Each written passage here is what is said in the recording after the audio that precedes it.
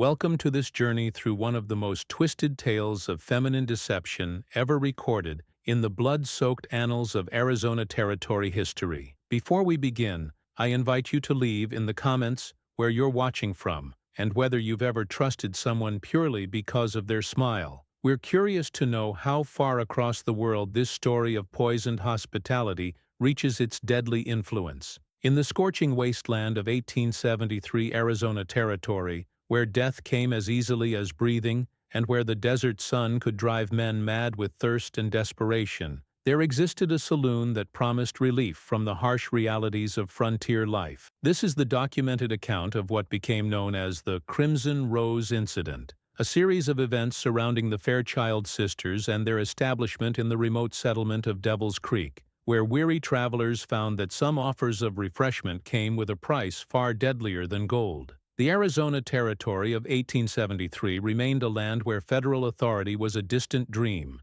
and local justice was dispensed by whoever possessed the fastest gun and the strongest will to use it. The territory had been carved from New Mexico just 10 years earlier, and vast stretches remained unmapped wilderness, where a person could vanish as completely as morning mist in the desert heat, leaving no trace except perhaps bleached bones scattered by coyotes and vultures. In the remote settlement of Devil's Creek, nestled in a narrow canyon approximately 45 miles southwest of what would eventually become Phoenix, stood an establishment that seemed to offer everything that desperate men craved most: cold drinks, warm companionship, and temporary escape from the brutal realities of frontier survival. The Crimson Rose Saloon was owned and operated by two sisters who had arrived in the territory in early 1872, claiming to be widows seeking new opportunities in the developing West. The sisters, who called themselves Victoria and Evangeline Fairchild, appeared to be exactly what the isolated settlement needed.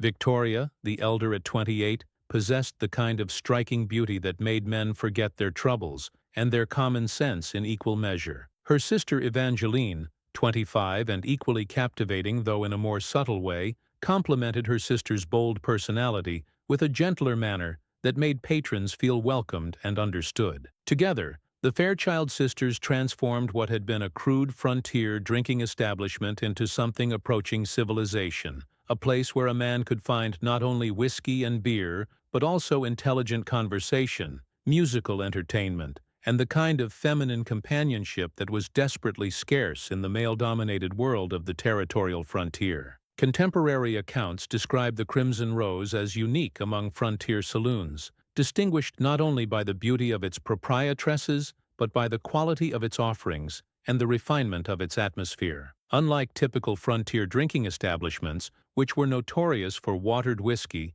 violent customers, and primitive accommodations, the Crimson Rose offered premium liquors, maintained strict standards of behavior, and created an environment where even the roughest prospectors and cowboys found themselves speaking in respectful tones. The sisters had arrived in Devil's Creek with resources that seemed substantial for women in their supposed circumstances. They purchased the existing saloon building with gold coin, renovated it extensively, and furnished it with appointments that must have cost a considerable sum to transport across the desert. More intriguingly, they seemed to possess knowledge about saloon operations, frontier business practices, and male psychology that exceeded what might be expected from recently widowed women seeking to establish themselves in an unfamiliar trade. Victoria Fairchild quickly established herself as the establishment's primary attraction. Described by contemporary witnesses as possessing auburn hair that seemed to glow like fire in the lamplight and eyes that could shift from warm invitation to cold calculation in an instant, she had an uncanny ability to make each patron feel as though he was the most interesting man she had ever encountered. Her conversations ranged from frontier gossip to philosophy, from mining techniques to world affairs, demonstrating an education and sophistication that seemed remarkable for a woman operating a frontier saloon. Evangeline, while less flamboyant than her sister, possessed her own distinctive appeal. Contemporary accounts describe her as having dark hair and green eyes that seemed to see into a man's soul, combined with a gentle manner that made patrons want to confide their deepest secrets and most private concerns. Where Victoria was fire and passion, Evangeline was cool water and understanding, creating a complementary dynamic that attracted men with different temperaments and needs. The sisters' establishment operated according to carefully structured routines that maximized both profit and customer satisfaction. During daylight hours,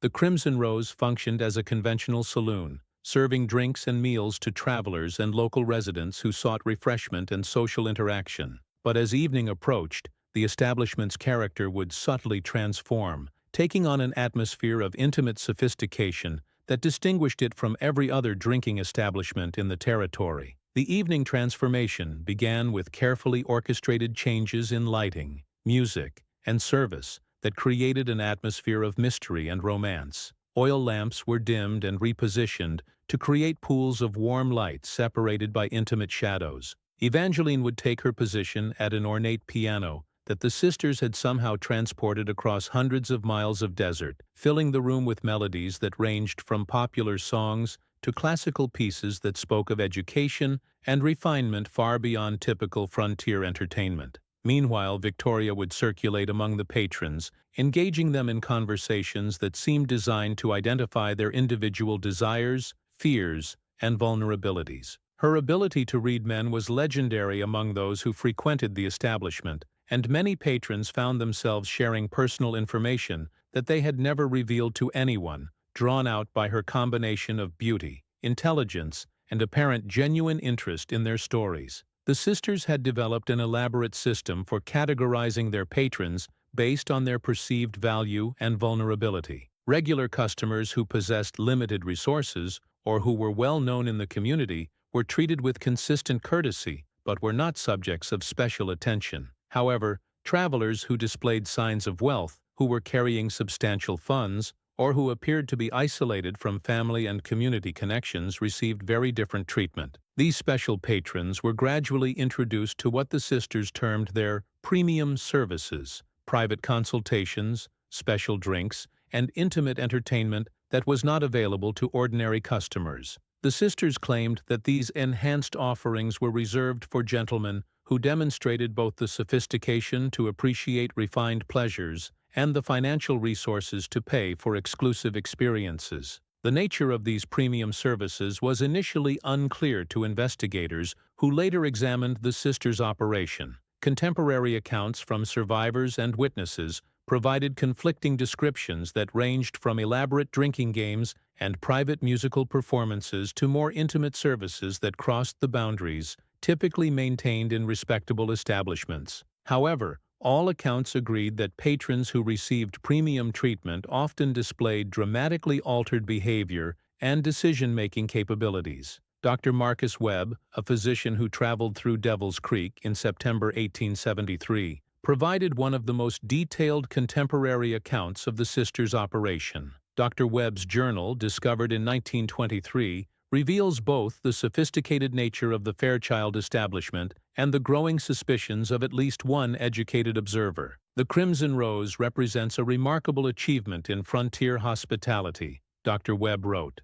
The proprietresses have created an environment that would not be out of place in San Francisco or Denver, complete with refined conversation, quality entertainment, and service standards that exceed those found in many Eastern establishments. However, there is something in the sisters' manner that suggests depths of calculation that extend beyond normal business considerations. Dr. Webb's observations became more pointed as his journal continued. Miss Victoria possesses an almost supernatural ability to identify and exploit the psychological vulnerabilities of her patrons. I observed her engaging a wealthy cattle buyer in conversation that began with casual inquiries about his business, but gradually extracted detailed information about his financial resources, his travel plans, and his family circumstances. The gentleman seemed compelled to answer questions that any reasonable person would consider intrusive, as though he were under some form of hypnotic influence. The physician's suspicions were further aroused by his observations of the sisters' special drinks and their effects on patrons. Both sisters are accomplished in the preparation of unusual beverages that they claim are based on family recipes passed down through generations of their ancestors. These drinks, which are served in distinctive glassware and accompanied by considerable ceremony, appear to have effects that exceed normal alcoholic intoxication. Patrons who consume them display altered consciousness, heightened suggestibility, and impaired judgment that persists long after the expected duration of alcohol influence. Dr. Webb's journal entry concludes with a warning that proved prophetic. I departed Devil's Creek with profound unease about the true nature of the Fairchild sisters' operation. Their combination of beauty, intelligence, and apparent pharmaceutical knowledge creates capabilities that could be used for purposes far removed from legitimate hospitality. Any traveler who accepts their special attentions would be well advised to maintain his faculties and his skepticism. The first documented evidence of criminal activity at the Crimson Rose emerged in October 1873, when territorial authorities received reports that several wealthy travelers who had been seen at the establishment had subsequently vanished without reaching their intended destinations. These initial reports were treated as routine missing person cases, attributed to the normal hazards of frontier travel, and the tendency of some men to abandon their previous lives in favor of new opportunities in remote territories. However, the pattern of disappearances associated with the Crimson Rose gradually attracted official attention as the number of missing persons exceeded statistical expectations for the region. By December 1873, at least 9 separate individuals or groups had failed to arrive at expected destinations after being seen at the Fairchild establishment, creating a concentration of disappearances that suggested systematic rather than coincidental causes. Deputy Territorial Marshal William Garrett was assigned to investigate the unusual number of disappearances associated with Devil's Creek and the Crimson Rose. Garrett's investigation, documented in reports preserved in territorial archives, revealed patterns of behavior that transformed routine missing person cases into one of the most complex criminal investigations in territorial history. Garrett's initial inquiries focused on interviewing local residents and regular customers who might have observed unusual activities or behaviors at the Crimson Rose. These interviews revealed that the Fairchild sisters had developed a reputation for providing special attention to certain patrons, particularly those who appeared to possess substantial wealth or who were traveling alone without established connections to the local community. Multiple witnesses reported that patrons who received the sisters' special attention often displayed dramatically altered behavior after consuming their distinctive beverages. These behavioral changes included disorientation, memory loss, and decision-making impairment that sometimes persisted for days after visiting the establishment. Some patrons were observed making unusual financial decisions, changing their travel plans without apparent reason, or entering into agreements that seemed contrary to their stated intentions and best interests. More disturbing were reports that some patrons who had received special attention were never seen again after leaving the Crimson Rose, despite having announced specific travel plans and destinations to multiple witnesses. In several cases, these missing individuals had been carrying substantial amounts of money or valuable possessions that would have made them attractive targets for robbery, but no evidence of their property had appeared in local markets or been recovered from known criminal sources. Garrett's investigation was complicated by the sisters' popularity among local residents and their reputation for contributing to the community's economic and cultural development. The Crimson Rose employed several local people, purchased supplies from area merchants, and provided entertainment and social opportunities that were otherwise unavailable in the isolated settlement. Any investigation that threatened the sisters' operation would face resistance from community members who benefited from their presence. Moreover, the sisters themselves were cooperative and seemingly transparent in their responses to official inquiries. They readily admitted that they catered to wealthy travelers and provided special services for patrons who could afford premium offerings, but they maintained that these activities were entirely legitimate business practices designed to maximize profits in a competitive frontier market. Victoria Fairchild's explanations for the disappearances associated with her establishment seemed plausible on the surface. She claimed that wealthy travelers often changed their plans after receiving information about new opportunities or after deciding to pursue different routes that offered better prospects for their intended activities. The frontier environment, she argued, encouraged spontaneous decision-making and provided numerous opportunities for men to begin new lives without maintaining connections to their previous circumstances. These explanations were supported by the sisters' production of notes and messages allegedly left by missing patrons, explaining their changes in plans and their decisions to pursue opportunities that required immediate departure from Devil's Creek. The handwriting and content of these messages seemed consistent with the individuals to whom they were attributed, and they provided reasonable explanations for the disappearances that had prompted the investigation. However, Deputy Marshal Garrett's more detailed analysis of these messages revealed inconsistencies that suggested possible forgery or coercion. Several of the notes contained phrases or expressions that seemed inconsistent with the educational backgrounds or regional origins of their supposed authors. More significantly, handwriting analysis conducted by territorial officials with relevant expertise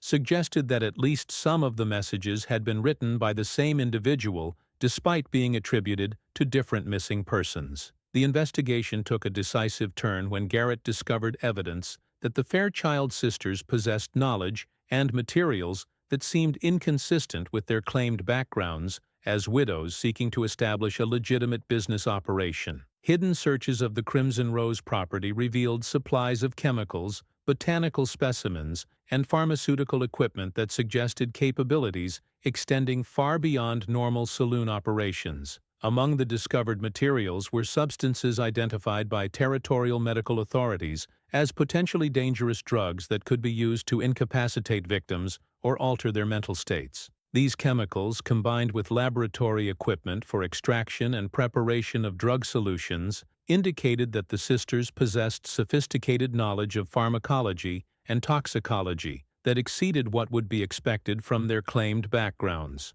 More damning was the discovery of detailed records documenting the financial resources and personal circumstances of patrons who had received special attention from the sisters. These records, written in code and hidden throughout the establishment, revealed systematic intelligence-gathering activities that suggested criminal rather than commercial motivations. The coded records documented not only the wealth and possessions of targeted patrons but also their psychological vulnerabilities, their fears and desires, and their susceptibility to various forms of manipulation and coercion. This information appeared to have been gathered through careful observation and systematic questioning designed to identify optimal approaches for exploiting individual victims. One partially decoded record, dated November 15, 1873, provides disturbing insight into the sisters' methodology. Subject displays excessive pride in recent mining success and strong desire for female approval. Responds well to flattery regarding business acumen and masculine appeal. Preliminary chemical enhancement successful. Subject revealed location of gold cash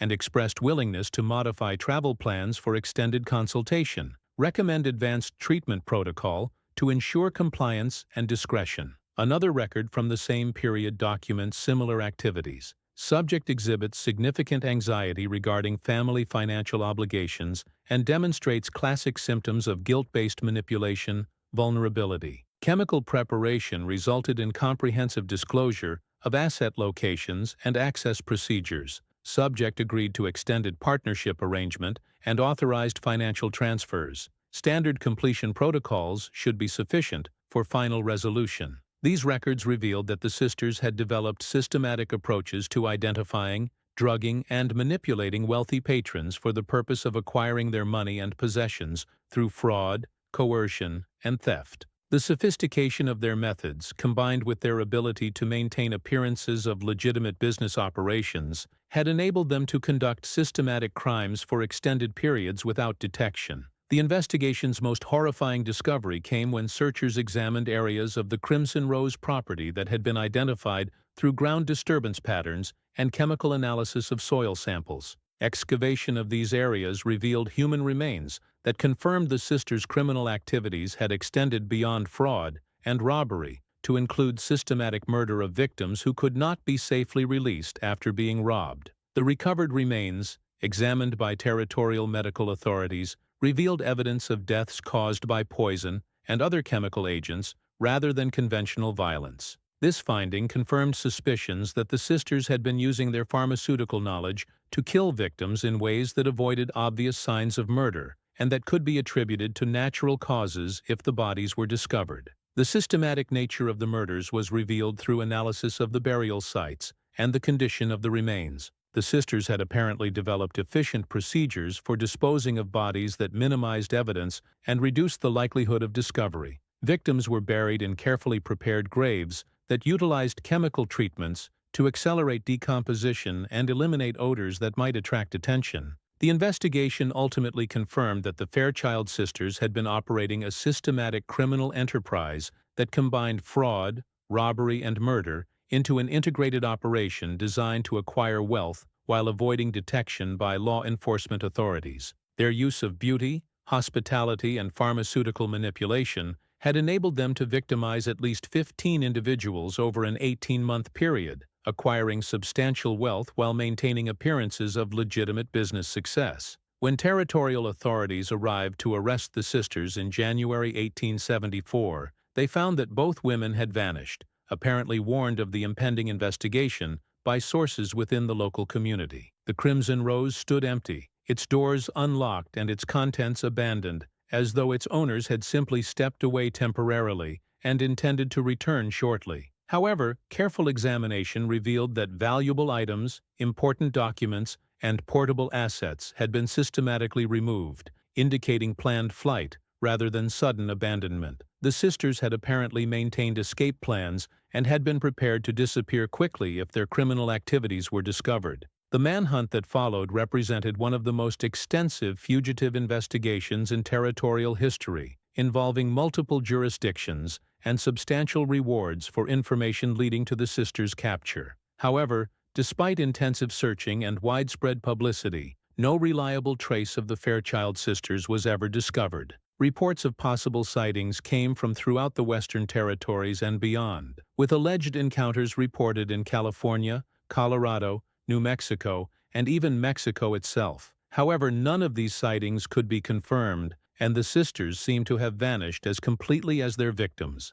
leaving behind only the evidence of their crimes and the mystery of their ultimate fate. The investigation of the Crimson Rose revealed additional evidence of the sisters' criminal activities that had not been immediately apparent. Hidden compartments throughout the building contained stolen property that could be linked to missing persons, while secret records documented criminal activities that extended back to before their arrival in Devil's Creek. These records suggested that the Fairchild sisters had operated similar criminal enterprises in other locations, moving frequently to avoid detection while perfecting their methods of identifying, drugging, robbing, and murdering wealthy victims. Their operation in Devil's Creek appeared to represent the culmination of years of criminal development and refinement of systematic predation techniques. The pharmaceutical aspects of the sisters' crimes attracted particular attention from medical authorities who attempted to understand the methods they had used to incapacitate and control their victims.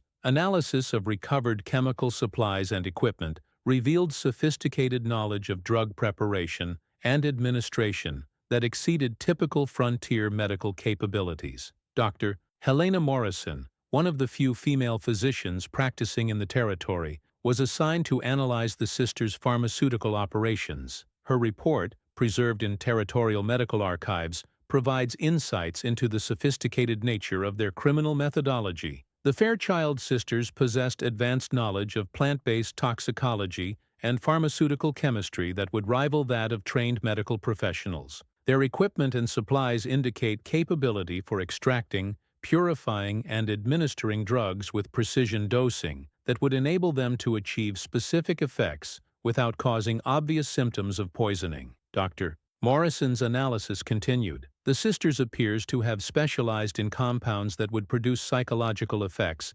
including increased suggestibility, impaired judgment, and memory disruption, while avoiding the physical symptoms that would alert victims or observers to the presence of drugs. This level of pharmaceutical sophistication suggests either extensive medical training or collaboration with individuals who possessed such knowledge. The psychological aspects of the sisters' crimes were equally sophisticated, involving systematic manipulation techniques that exploited fundamental human vulnerabilities related to trust, desire, and social interaction. Their ability to identify and exploit individual psychological weaknesses had enabled them to gain control over victims who might otherwise have been cautious about trusting strangers or accepting unusual propositions. Contemporary analysis of the sisters' methods revealed that they had developed detailed profiles of different personality types and had created systematic approaches for manipulating each category of potential victim. Their criminal methodology integrated psychological manipulation with pharmaceutical incapacitation to create comprehensive control over targeted individuals. The social impact of the Crimson Rose revelations extended throughout Arizona Territory and beyond, creating lasting changes in attitudes toward frontier hospitality and business relationships. The discovery that two beautiful and apparently respectable women had been systematically murdering their guests created shockwaves that affected social interaction patterns for years afterward. Travelers became significantly more cautious about accepting hospitality from strangers, while business operators found it necessary to provide additional credibility assurances to overcome suspicions created by the sisters' crimes. The case demonstrated that predatory behavior could be concealed behind the most appealing facades, challenging fundamental assumptions about safety and trust in frontier environments. The legal precedents established by the Crimson Rose case influenced criminal law development throughout the Western Territories.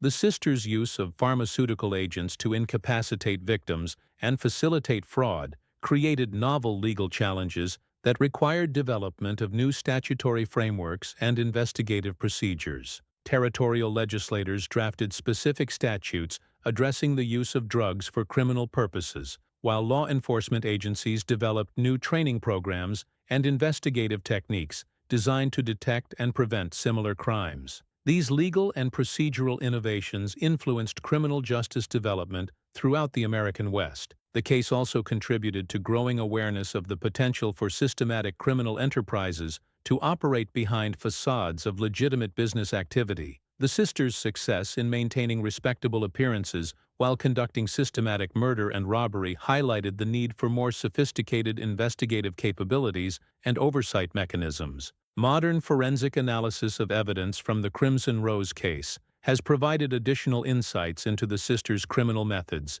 and the extent of their activities. Advanced chemical analysis of preserved specimens has confirmed the presence of sophisticated drug compounds that would have been capable of producing the psychological and physical effects described by contemporary witnesses. Archaeological investigation of the former Crimson Rose site has revealed additional burial locations and physical evidence that was not discovered by the original territorial investigation. Ground-penetrating radar and soil analysis have identified numerous areas of ground disturbance that appear to be additional burial sites, suggesting that the sisters' criminal activities claimed more victims than were initially documented. The Fairchild sisters' story has continued to influence popular culture and academic research, inspiring numerous books, articles, and fictional adaptations that explore themes of deception, manipulation, and the dark side of frontier hospitality. Their case has become a subject of continuing fascination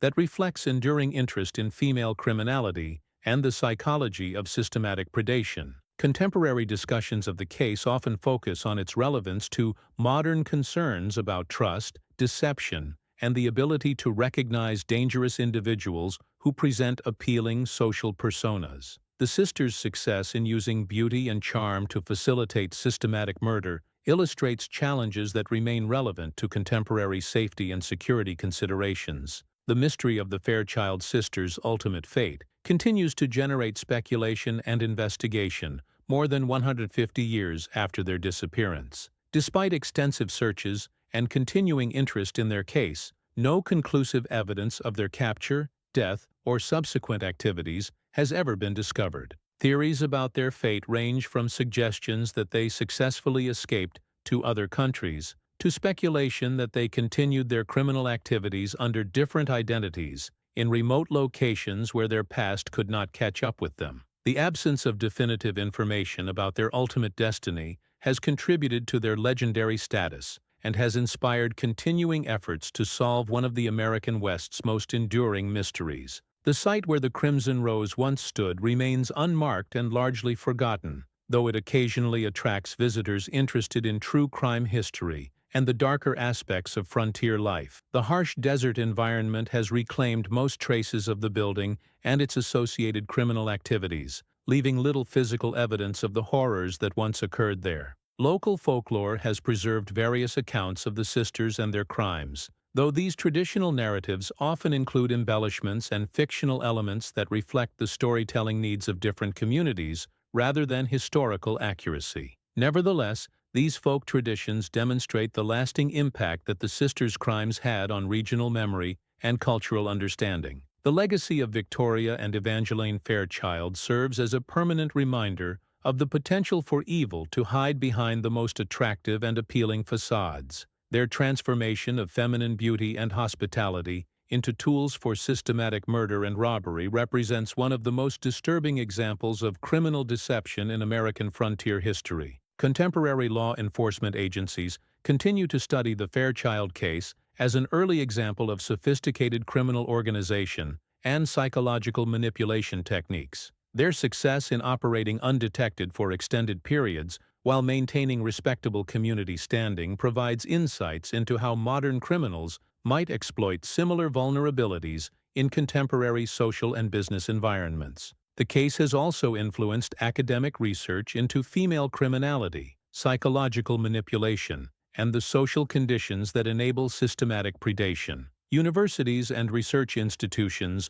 regularly examine different aspects of the sisters' crimes and their broader historical and social significance. Educational programs use the Fairchild case to illustrate the importance of maintaining healthy skepticism and protective awareness, even when dealing with individuals who present appealing or trustworthy personas. The case demonstrates that the most dangerous predators are often those who appear most attractive and helpful. The psychological analysis of the sisters' partnership has provided insights into collaborative criminal behavior and the dynamics of shared criminal enterprises. Their ability to coordinate complex criminal activities while maintaining complementary roles suggests sophisticated organizational capabilities that exceeded those found in typical criminal partnerships. Modern research into the pharmaceutical aspects of their crimes has contributed to understanding of historical drug use and the potential for chemical agents to be weaponized for criminal purposes. The sisters' sophisticated knowledge of toxicology and pharmaceutical preparation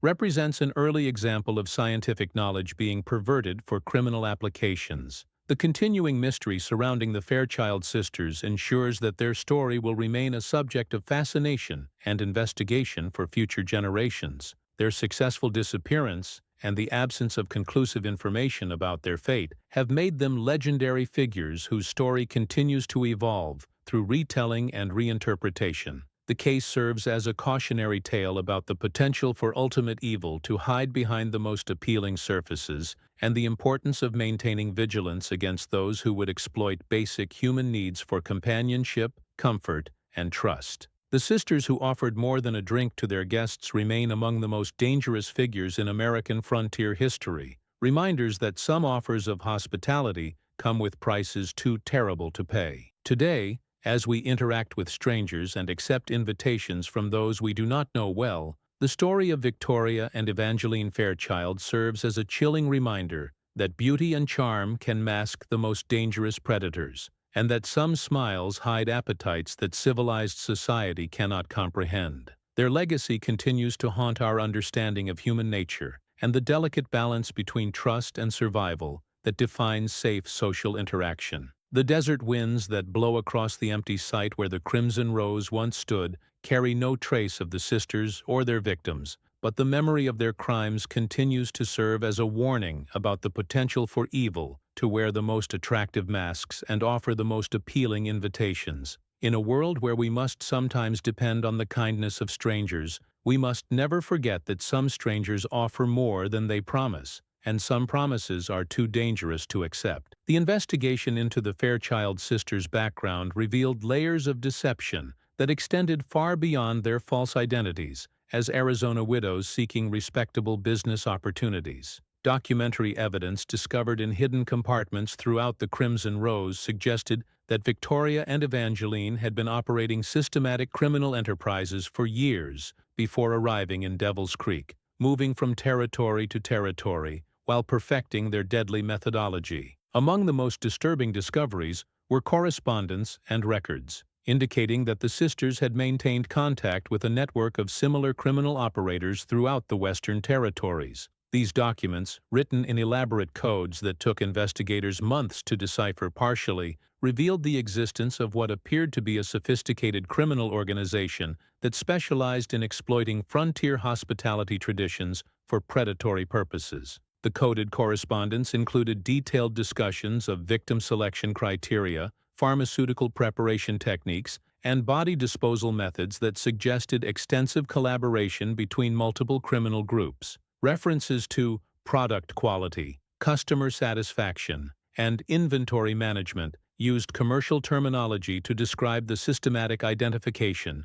drugging, robbing, and murdering of wealthy travelers. One partially decoded letter, dated August 1873, provides chilling insight into the scope of this criminal network. Sisters report excellent harvest season, with premium acquisitions exceeding projections. New preparation methods have improved customer compliance while reducing detection risks. Recommend expansion of operations to Colorado Territory, where mining activity provides optimal target environment. Territorial coordination protocols should be implemented to avoid competitive conflicts. Another correspondence fragment reveals the sophisticated nature of their criminal methodology. Advanced psychological profiling techniques have increased efficiency by 40%, while reducing processing time and resource requirements. Chemical enhancement protocols now achieve desired compliance levels within 30 minutes of administration. Recommend standardization of these procedures across all network operations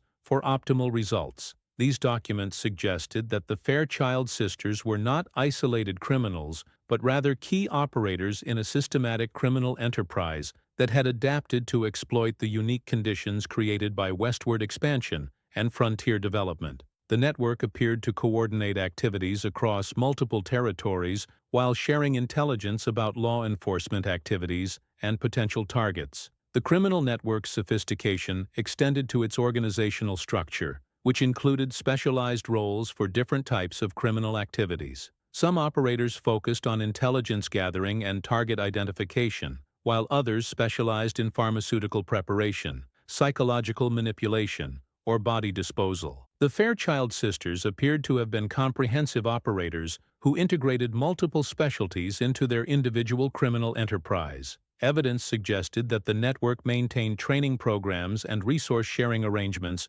that enabled individual operators to develop advanced capabilities while benefiting from collective experience and expertise. New operators were apparently provided with established procedures, chemical recipes, and psychological manipulation techniques that had been refined through systematic experimentation and evaluation. The pharmaceutical aspects of the sisters' operation were far more sophisticated than initially suspected. Analysis of their chemical supplies and equipment revealed capabilities for producing a wide range of psychoactive compounds with precision dosing that would enable them to achieve specific psychological and physical effects tailored to individual victims and circumstances. Dr. Morrison's expanded analysis of the sisters' pharmaceutical capabilities revealed expertise that exceeded that of most trained medical professionals of the era. The Fairchild sisters possessed knowledge of advanced chemical synthesis techniques that would have required years of study and experimentation to develop.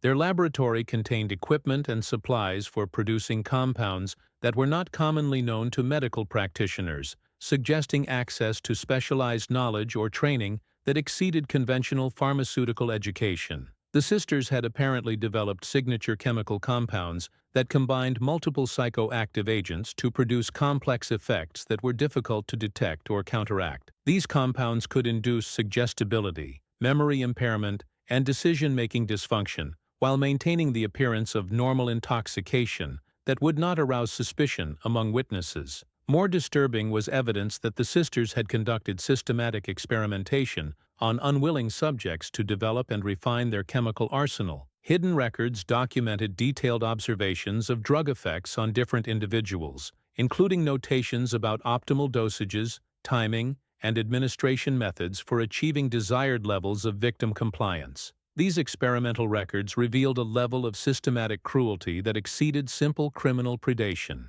The sisters had apparently treated their victims as laboratory subjects, conducting tests to determine the most effective methods for achieving psychological control while minimizing the risk of detection or resistance. The psychological manipulation techniques employed by the Fairchild sisters were equally sophisticated and systematic. Analysis of their victim profiling records revealed detailed classification systems that categorized potential targets based on psychological vulnerabilities, social circumstances, and susceptibility to different forms of manipulation. The sisters had developed elaborate personality assessment protocols that enabled them to identify optimal approaches for each individual victim within hours of initial contact. These assessments included evaluation of emotional vulnerabilities, cognitive patterns, social isolation factors, and financial desperation levels that could be exploited to facilitate criminal victimization. Their manipulation techniques were tailored to exploit specific psychological weaknesses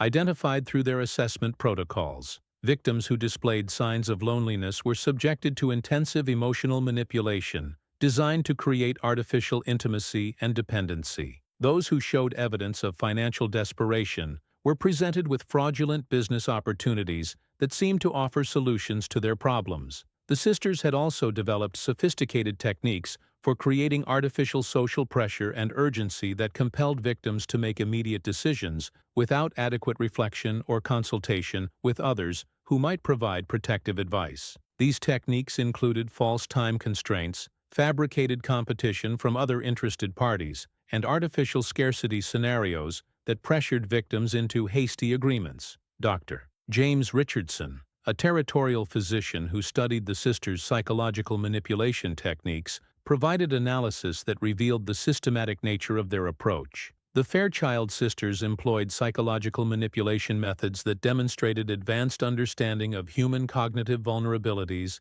and decision-making processes. Their techniques were designed to bypass rational thought processes and exploit emotional and psychological weaknesses that make individuals susceptible to exploitation. Dr. Richardson's analysis continued. The sisters' methods created artificial psychological states that impaired victims' ability to recognize danger or make rational decisions about their own safety. By combining emotional manipulation with chemical enhancement, they created comprehensive control over their victims that would have been extremely difficult for targeted individuals to recognize or resist. The systematic nature of the sisters' criminal enterprise extended to their financial operations, which included sophisticated methods for converting stolen assets into liquid wealth that could be easily transported and concealed. Analysis of recovered financial records revealed that they had established relationships with corrupt merchants, bankers, and other business operators who helped them launder stolen property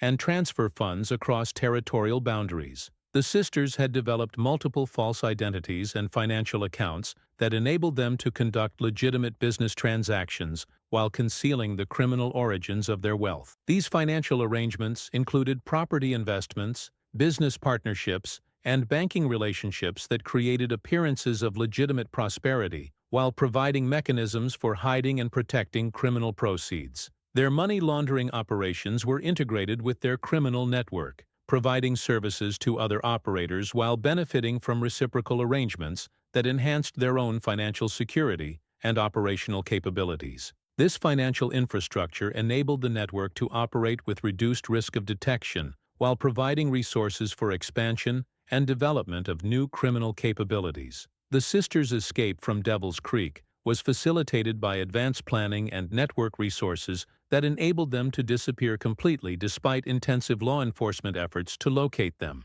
Evidence suggested that they had maintained multiple prepared identities, established safe houses in remote locations, and arranged transportation resources that could be activated quickly if circumstances required immediate departure. The sophistication of their escape arrangements indicated long-term planning and coordination with network associates who provided logistical support and protective services. The sisters had apparently anticipated the possibility of discovery and had developed comprehensive contingency plans that enabled them to abandon their operation and relocate to new territories where they could resume their criminal activities. Territorial authorities' efforts to track the fugitive sisters were hampered by their use of false identities and their network's counterintelligence capabilities. The criminal organization appeared to maintain intelligence sources within law enforcement agencies that provided advance warning of investigation activities and pursuit efforts. Multiple reported sightings of the sisters in various territories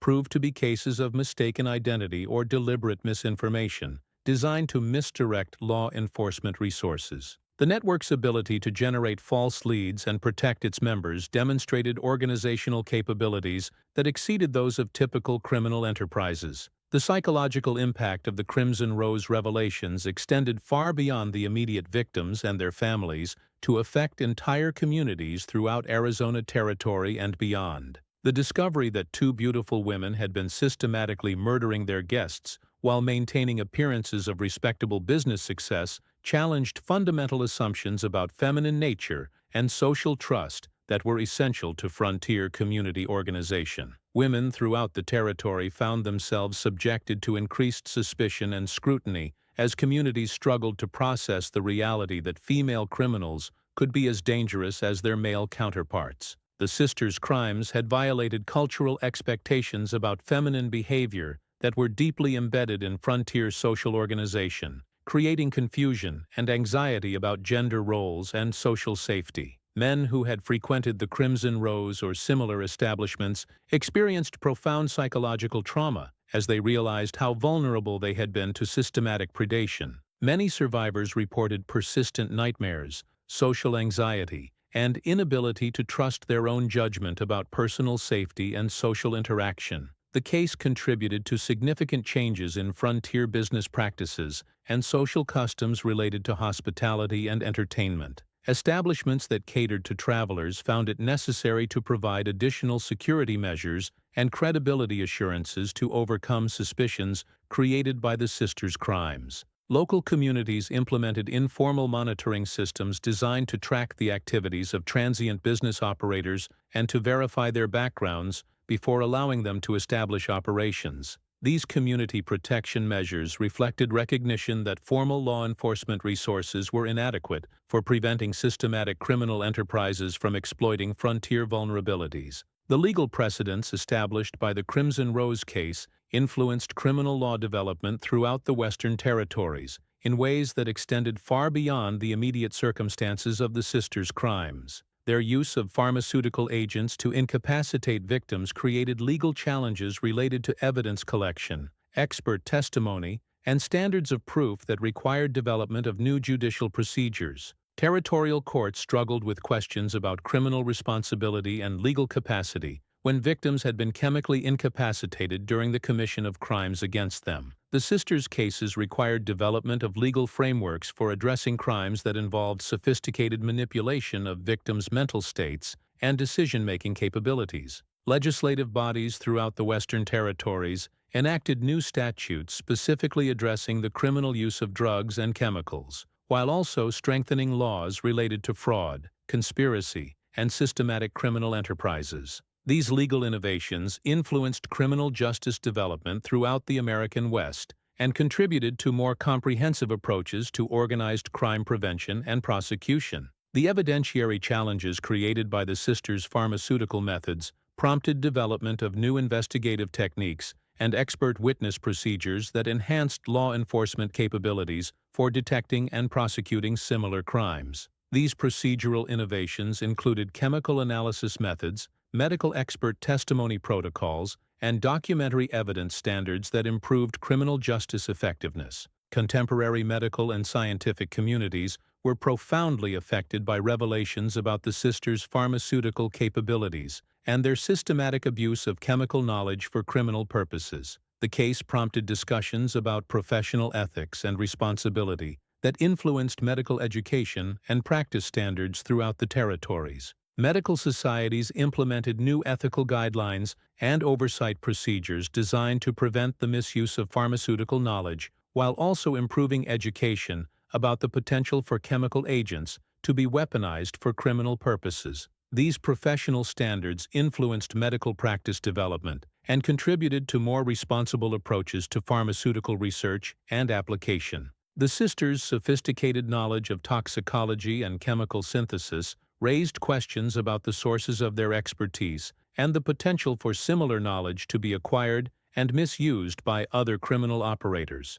medical authorities implemented new security measures for chemical supplies and pharmaceutical information while also developing improved detection methods for identifying chemical crimes. Educational institutions responded to the case by developing new curricula that addressed both the legitimate medical applications of pharmaceutical knowledge and the potential for such knowledge to be perverted for criminal purposes. These educational programs influenced professional training standards and contributed to more comprehensive understanding of the ethical responsibilities associated with chemical and medical expertise. The archaeological investigation of the Crimson Rose site, conducted using modern forensic techniques, has provided additional insights into the sisters' operation that were not available to 19th-century investigators. Ground-penetrating radar surveys have identified numerous areas of soil disturbance that appear to represent additional burial sites, suggesting that the sisters' criminal activities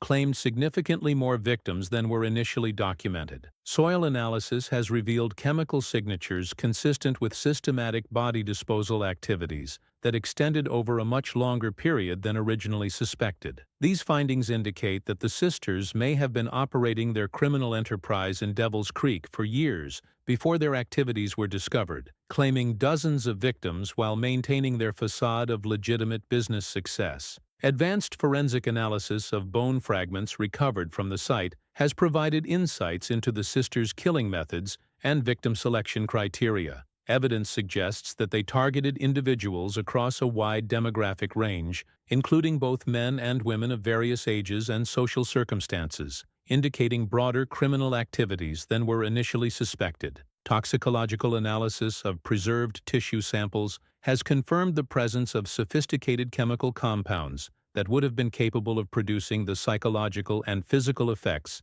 described by contemporary witnesses. These findings validate historical accounts while providing scientific confirmation of the sisters' advanced pharmaceutical capabilities. The discovery of additional physical evidence has enabled modern forensic specialists to reconstruct aspects of the sisters' operation that were not understood by original investigators. This reconstruction has revealed the systematic nature of their criminal enterprise and the sophisticated methods they employed to avoid detection while conducting extensive predatory activities. Modern psychological analysis of the Fairchild Sisters partnership has provided insights into collaborative criminal behavior and the dynamics of shared criminal enterprises that exceed those available from historical records alone. Their ability to coordinate complex criminal activities while maintaining complementary roles demonstrates organizational capabilities that are rarely found in criminal partnerships. The sisters' relationship appears to have been characterized by role specialization that maximized their individual strengths while creating operational redundancies that enhanced their overall effectiveness. Victoria's dominant personality and manipulative capabilities were complemented by Evangeline's analytical skills and attention to detail, creating a partnership that was more dangerous than either individual could have been independently. Contemporary psychological research into female criminal partnerships has identified patterns in the sisters' relationship that are consistent with modern understanding of collaborative criminal behavior. Their ability to maintain their criminal enterprise while avoiding internal conflicts that typically destroy criminal partnerships suggests exceptional psychological compatibility and shared commitment to their criminal objectives. The sisters' psychological profiles, reconstructed from historical evidence and behavioral analysis, reveal characteristics that are consistent with modern diagnostic categories related to antisocial personality disorder and psychopathy. However,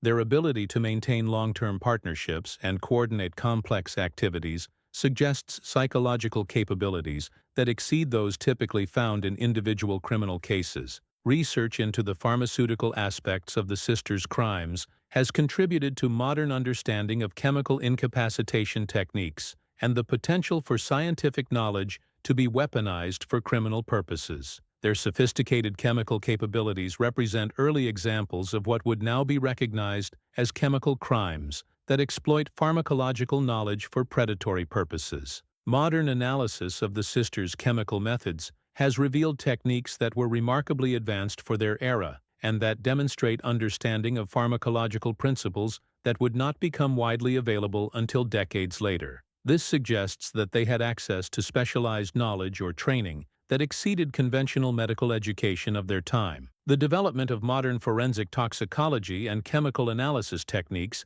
has been influenced by historical cases like that of the Fairchild sisters, which demonstrated the need for improved methods of detecting and analyzing chemical crimes. Contemporary forensic capabilities would have enabled much earlier detection of their criminal activities and might have prevented many of their later victims. Educational institutions continue to use the Fairchild sisters case as a teaching tool for courses in criminal justice, psychology, forensic science, and frontier history. The case provides comprehensive insights into multiple aspects of systematic criminal behavior while illustrating the complex relationships between individual psychology, social environment, and institutional capabilities that influence criminal development and control. The pedagogical value of the sisters' story extends beyond its historical significance to include contemporary relevance for understanding modern forms of systematic predation and criminal organization. Students who study their case gain insights into criminal methodology,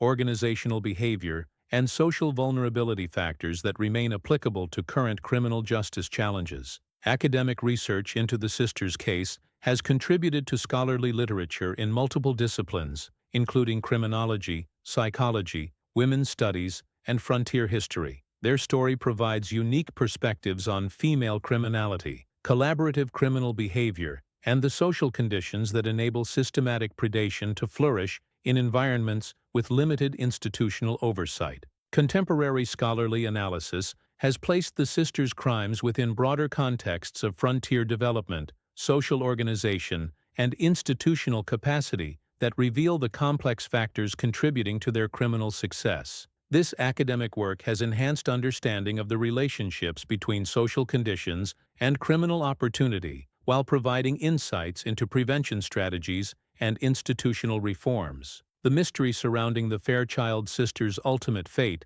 continues to generate speculation, investigation, and research more than 150 years after their disappearance. Despite extensive historical research and modern investigative techniques, no conclusive evidence of their capture, death, or subsequent activities has ever been discovered, making their case one of the most enduring unsolved mysteries in American criminal history. Theories about their fate range from suggestions that they successfully integrated into respectable society under false identities to speculation that they continued their criminal activities in remote locations where their past could not be discovered. Some researchers have proposed that they may have relocated to foreign countries where they could operate beyond the reach of American law enforcement agencies. Recent advances in genealogical research and DNA analysis have created new possibilities for potentially resolving questions about the sisters' ultimate destiny. However, the absence of authenticated physical evidence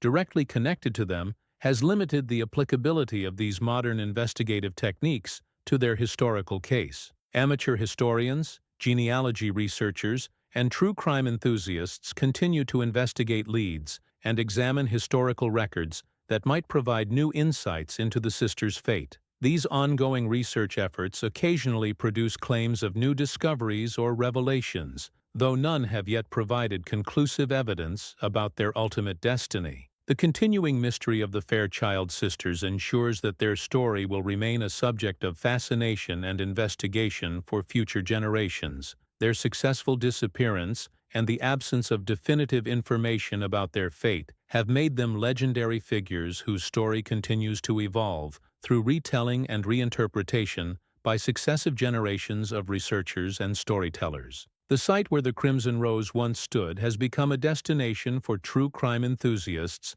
paranormal investigators, and those interested in the darker aspects of frontier history. While little physical evidence of the establishment remains visible, the location continues to attract visitors seeking to understand how such systematic evil could have operated in the American West. Local folklore and oral traditions have preserved various accounts of the sisters and their crimes, though these narratives often include supernatural elements and fictional embellishments that reflect community processing of trauma rather than historical accuracy. Nevertheless, these folk traditions demonstrate the lasting impact that the sisters' crimes had on regional memory and cultural understanding. Ghost stories and paranormal accounts associated with the former Crimson Rose site have become part of local tourist attractions and cultural programming, though these commercial adaptations often emphasize sensational aspects while minimizing the genuine suffering experienced by the sisters' victims and their families. The legacy of Victoria and Evangeline Fairchild serves as a permanent reminder of the potential for ultimate evil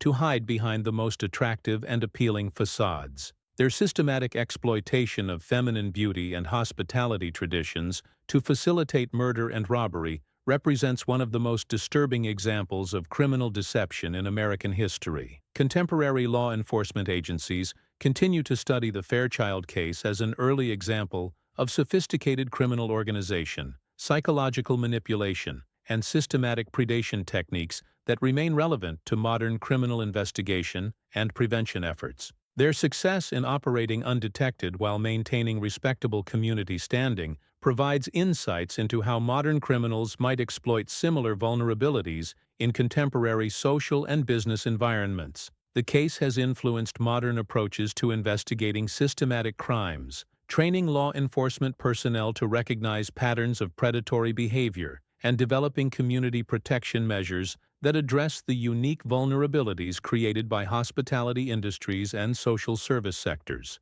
Professional organizations in fields ranging from hospitality management to pharmaceutical security have used the sisters' case to develop training programs and security protocols designed to prevent similar criminal exploitation of professional knowledge and business opportunities. The psychological analysis of the sisters' criminal partnership has contributed to understanding of collaborative criminal behavior and the factors that enable systematic predatory enterprises to operate successfully over extended periods. Their case provides insights into criminal organizational behavior that remain applicable to contemporary investigations of organized crime and systematic predation. Research into the sisters' pharmaceutical capabilities has influenced modern security measures for chemical supplies and pharmaceutical information, while contributing to development of improved detection methods for identifying chemical crimes. Their sophisticated abuse of chemical knowledge represents an early example of scientific terrorism